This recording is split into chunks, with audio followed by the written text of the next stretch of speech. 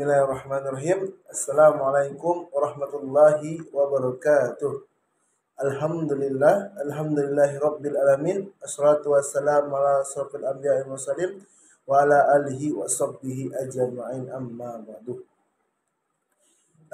Yang sama-sama kita hormati Bapak dosen kita, dosen pengampu matkul pasar modal dan bursa efek, yaitu Bapak Muhammad Arfah SESYMM, dan saya hormati teman-teman yang sedang menyaksikan video ini. Baiklah teman-teman, yang pertama izinkan saya memperkenalkan diri saya terlebih dahulu. Perkenalkan, saya Angles Fernanda, Prodi HES Hukum Ekonomi Syariah, kuliah di STAI Al-Aqidah Al-Hasaniyah Jakarta.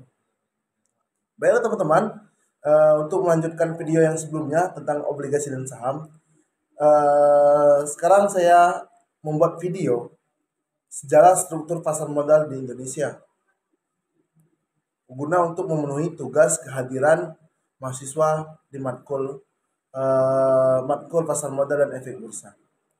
Langsung saja ke materi tentang sejarah struktur pasar modal di Indonesia.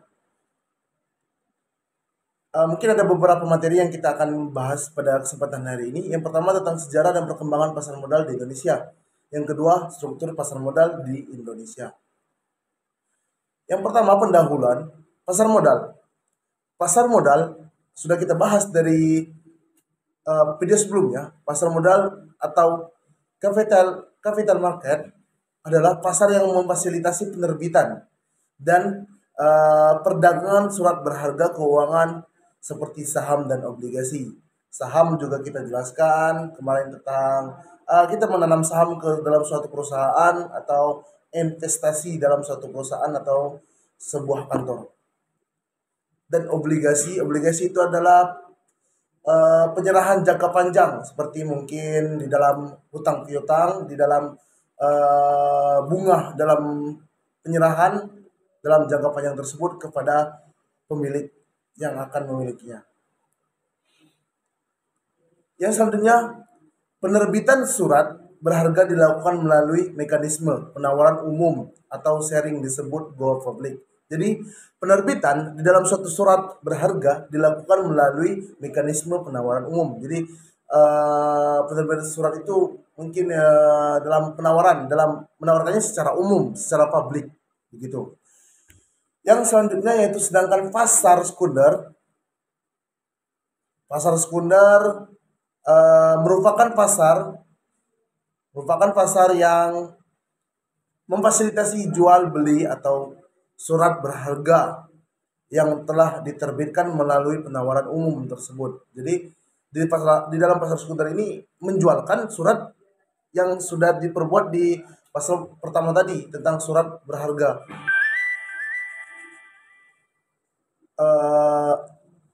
Kan di sini juga menjelaskan pasar sekunder merupakan pasar yang memfasilitasi jual beli surat. Jadi pasar sekunder ini memfasilitasi bagi siapa yang menerima jual beli dalam surat umum tersebut, begitu.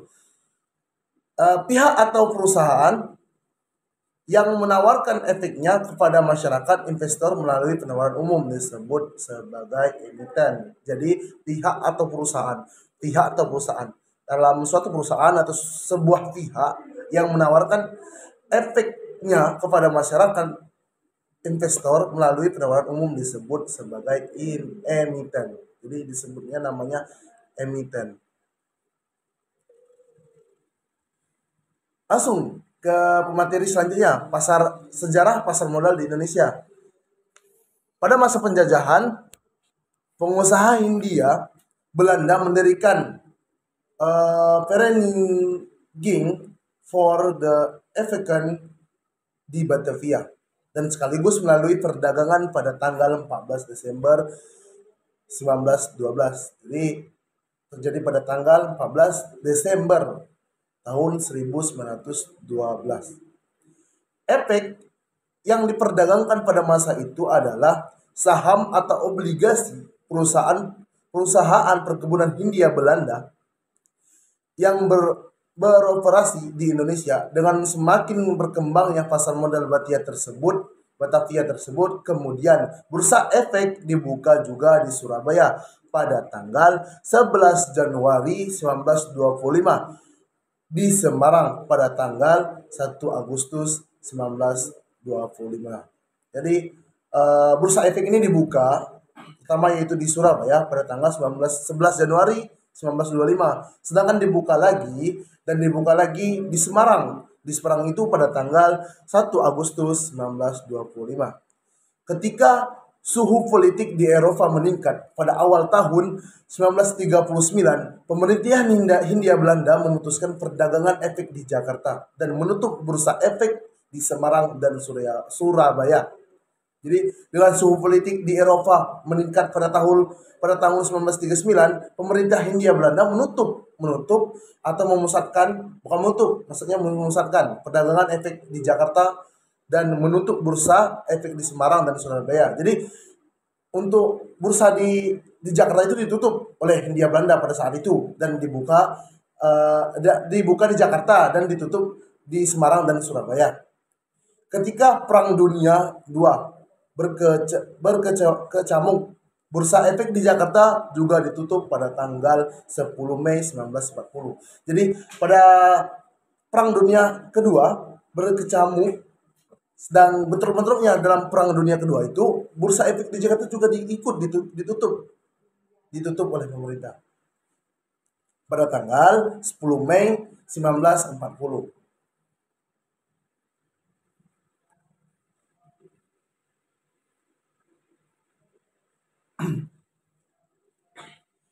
Dan selanjutnya pada masa jadi yang sebelumnya tadi itu adalah pada masa penjajahan. Yang materi selanjutnya tentang masa Orde Lama. Pada masa Orde Lama, pada tahun 1948, pemerintahan Hindia Belanda mengakui kedaulatan Republik Indonesia, dan pada tahun 1950 pemerintah menerbitkan obligasi Republik Indonesia serta mendorong keinginan untuk mengaktifkan kembali Bursa Efek Indonesia dengan tujuan untuk mencegah mengalirnya efek-efek ke luar negeri. Jadi pada tahun 1948 pemerintah Hindia Belanda itu sudah diakui kedaulatan Republik Indonesia, dan pada tahun 1950 pemerintah menerbitkan obligasi Republik Indonesia serta mendorong keinginan untuk mengaktifkan kembali. Jadi pada saat tahun itu pasar modal di Indonesia, bursa efek di Indonesia itu diaktifkan kembali, gunanya untuk tujuannya untuk mencegah mengalirnya efek-efek ke luar negeri. Dan pada tahun 1958 kegiatan bursa berhenti akibat inflasi dan keadaan perekonomian yang tidak menentu.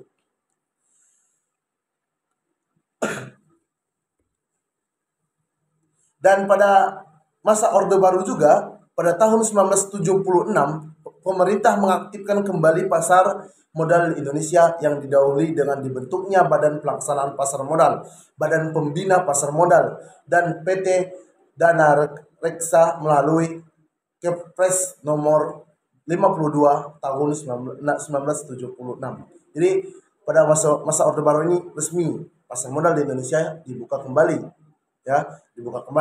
yang mempunyai fungsi dan tugas pembinaan dan mengatur pelaksanaan teknis pasar modal. Pada tanggal 10 Agustus 1977, pasar modal Indonesia secara resmi diaktifkan kembali, yang ditandai dengan adanya perdagangan saham PT Semen Cibinong. Ya, jadi pada masa Orde Baru ini resmi pasar Indonesia ini, pasar modal Indonesia ini resmi dibuka kembali dengan didirikannya beberapa pembina pasar modal, yaitu PT Dana Reksa melalui Kepres nomor 52 tahun 1976. Dan pada tahun 1995 merupakan babak baru dalam proses pembelian saham di bursa yang ditandai dengan peluncuran Jakarta Automated Trading System atau GITS, sebuah sistem perdagangan otomatis yang menggantikan sistem perdagangan manual pada tanggal 2 Mei 1995. Sistem yang tergolong modern terbentuk dapat tersebut dapat memfasilitasi perdagangan saham dengan frekuensi yang lebih besar dan lebih menjamin kegiatan pasar yang fair dan transparan dibanding sistem perdagangan manual. Jadi pada tahun 1995 merupakan babak baru dan proses pembelian saham di bursa yang ditandai dengan tandanya itu dengan peluncuran Jakarta Automated Trading System atau disingkat JITS. Sekilas dan materi selanjutnya tentang sekilas Bursa Efek Indonesia atau BEI. Bursa Efek adalah pihak yang menyelenggarakan dan menyediakan sistem dan atau sarana untuk mempertemukan penawaran jual dan beli efek dan pihak-pihak lain dengan tujuan perdagangan efek. Jadi sekilas tentang Bursa Efek di Indonesia ini, Bursa Efek di dalam Indonesia adalah pihak yang menyelenggarakan dan menyediakan sistem dan atau sarana untuk mempertemukan penawaran jual dan beli efek dan pihak-pihak lain dengan tujuan memperdagangkan efek. Bursa Efek Indonesia disingkat dengan BEI atau Indonesia Stock Exchange IDX merupakan bursa hasil perdagangan dari Bursa Efek Jakarta. Jadi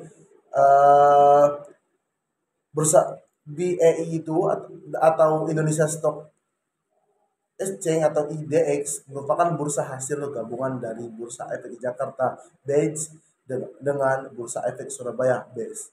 Jadi yang ditutup sebelumnya itu dari Jakarta dan Surabaya itu digabungkan menjadi Bursa Efek Indonesia disingkat dengan BIE. Demi efektivitas operasional dan transaksi, pemerintah memutuskan untuk menggabung Bursa Efek Jakarta sebagai pasar saham dengan Bursa Efek Surabaya sebagai pasar obligasi dan derivatif. Bursa hasil penggabungan ini mulai beroperasi pada 1 Desember 2007.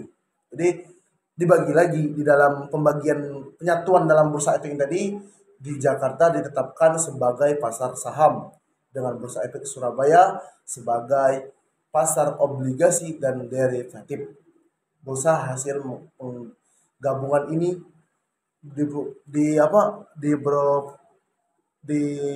beroperasikan pada tanggal 1 Desember 2007. Adapun ada strukturnya, struktur pasar modal Indonesia. Pertama, Menteri Keuangan Republik Indonesia, Bapepam, LK, Bursa Efek LKP, LVP, ada juga perusahaan efek. Di dalam perusahaan efek lagi dibagi lagi juga dalam struktur ini. Penjaminan emisi, perantara pedagang efek, manajer investasi. Dan lembaga penunjang dibagi juga Biro Administrasi Efek, Kustodian, Wali Amanat, peringat efek, profesi penunjang, angkutan, konsultan hukum, penilai, notaris. Dan adapun pemodal ada domestik dan asing. Sedangkan emiten tadi udah dijelaskan juga kan, Republik Indonesia, perusahaan Republik Reksadana.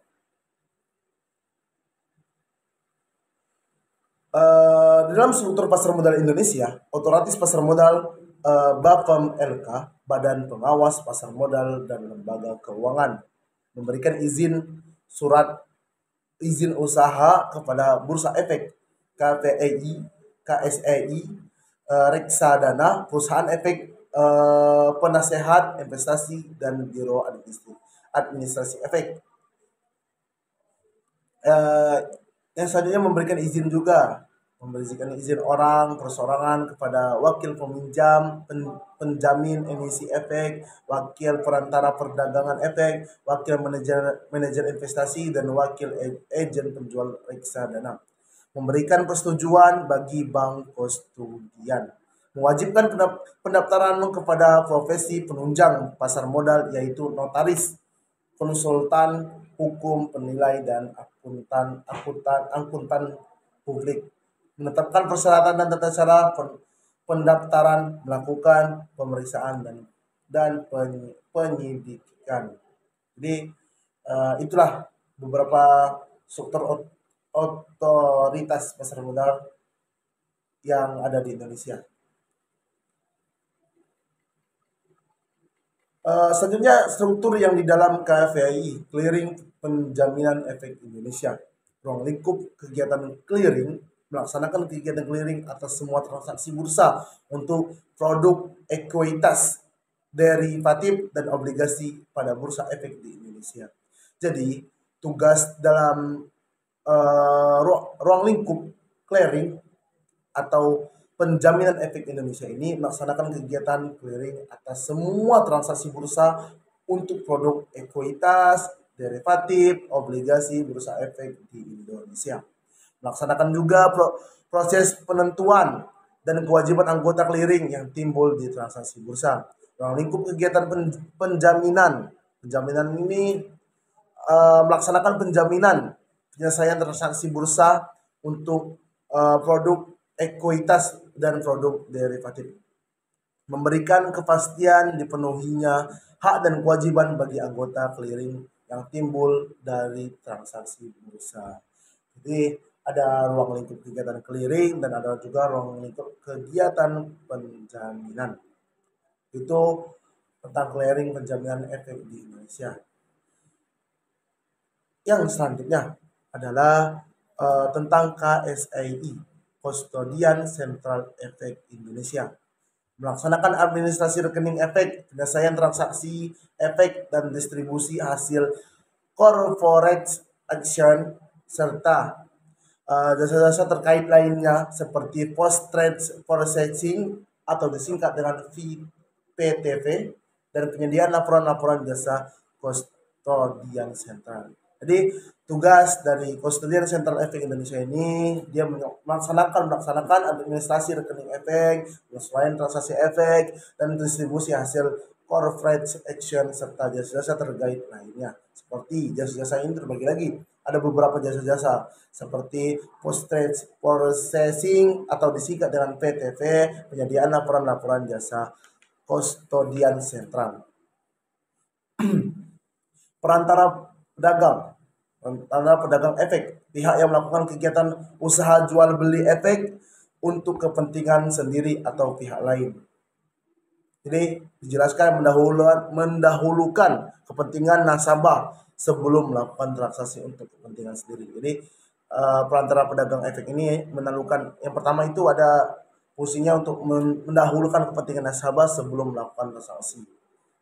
Dalam memberikan rekomendasi kepada nasabah untuk membeli atau menjual efek, wajib memperhatikan keadaan keuangan dan maksud serta tujuan investasi dari nasabah.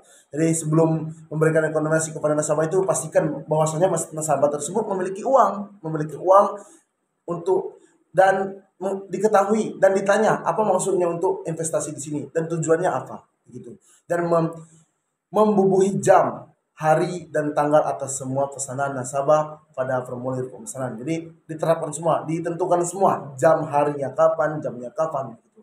Memberikan konfirmasi kepada nasabah sebelum berakhirnya hari bursa setelah dilakukan transaksi. Jadi diberikan konfirmasi dari nasabah itu setuju atau tidaknya dengan persetujuan yang telah ditentukan. Menerbitkan tanda terima setelah menerima efek atau uang dari nasabah. Menerbitkan tanda terima seperti nota. Mungkin kalau seperti di tempat pembelanjaan itu seperti nota gitu. Jadi menerbitkan tanda terima itu tanda terima antara persetujuan dari nasabah dan pihak investasi tersebut.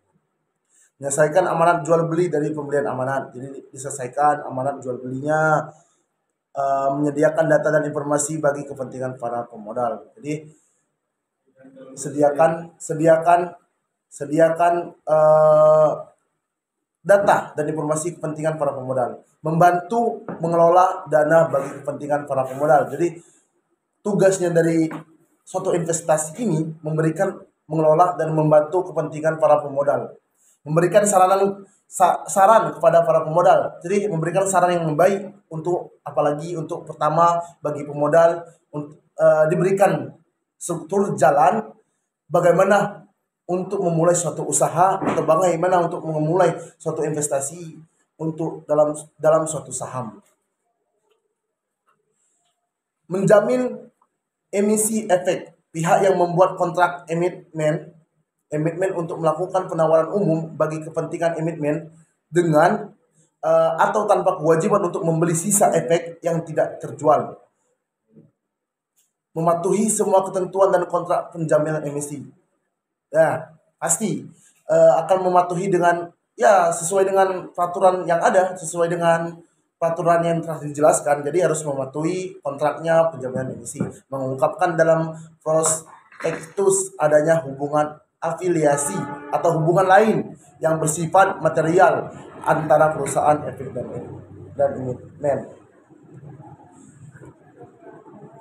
Selanjutnya tentang manajer investasi, pihak yang kegiatan usahanya mengelola portofolio efek untuk para nasabah atau pemodal portofolio investasi kolektif untuk sekelompok nasabah, kecuali perusahaan asuransi, dana pensiunan, dan bank yang melakukan sendiri kegiatan usahanya berdasarkan perundang-undangan yang berlaku.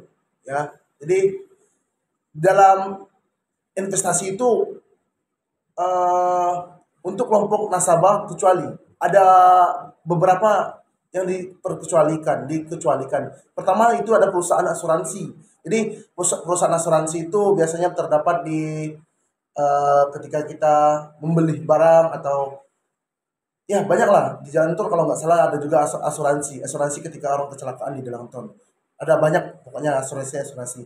Dan bank yang melakukan sendiri kegiatan usahanya berdasarkan perundang-undangan yang berlaku, mengadakan riset, menganalisis kelayakan investasi, mengelola dana portfolio. Jadi tugasnya manajer investasi ini mengadakan riset, menganalisis layaknya investasi, layak enggak investasinya, mengelola dana portfolio. Jadi dana-dananya itu diolah lagi agar investasi saham tersebut semakin meningkat atau semakin tinggi dan tidak mengalami keturunan.